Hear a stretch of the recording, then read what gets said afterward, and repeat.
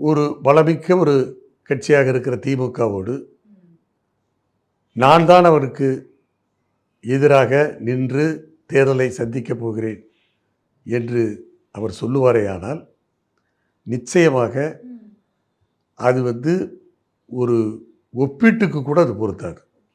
ஒப்பீட்டுக்கு கூட அது பொருத்தாது.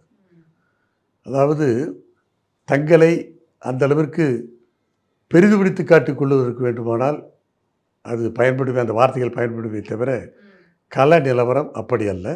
நான் இதை ஏன் சொல்லுகிறேன் என்று சொன்னால், அவரையோ அவர் சார்ந்த அந்த தாவேக்காவையோ நான் குறை சொல்லவில்லை, குறைத்து மதிப்பிடவில்லை. என்னை பொறுத்தவரையில் நாங்கள் எங்களுடைய சக்தியை பல ஆண்டு காலமாக நிரூபித்து கொண்டிருக்கிறோம்.